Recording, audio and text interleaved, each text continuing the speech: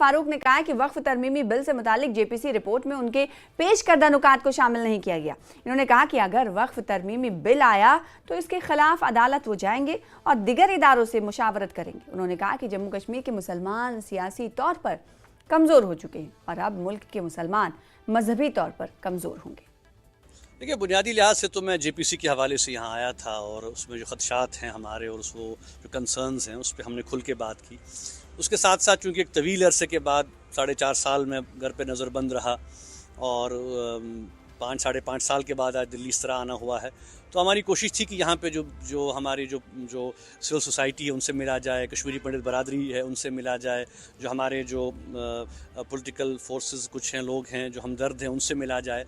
तो कोशिश मैंने की कि ज़रा उनसे इन तमाम मामलात पे बात हो। और ज़ाहिर सी बात है कि जहाँ पे हमने वक्फ पे बात की तो वहाँ पे जम्मू कश्मीर की सूरत हाल पर भी हमने बात की।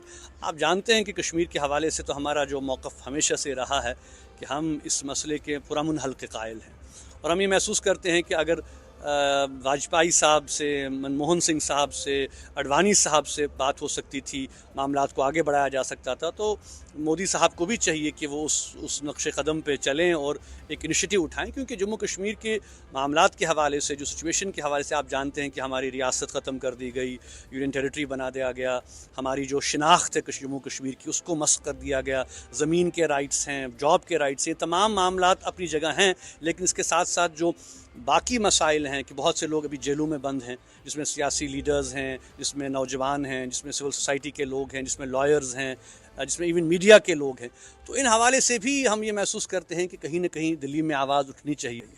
तो इसलिए हवाले से हुकूमत को कहीं ना कहीं ये देखना है कि जो वो तर्ज़ अमल इख्तियार किए हुए हैं, जो सख्तगीर तर्ज़ अमल उनका है, उससे कुछ हासिल होने वाला नहीं है। हम ये चाहते हैं कि जहाँ तक जम्मू कश्मीर के कश्मीरी पंडितों का ताल्लुक़ है, हम जाहिर सी बात है कि वो एक इंसानी मसला है, वो कोई सियासी मसला हमारे लिए नहीं है।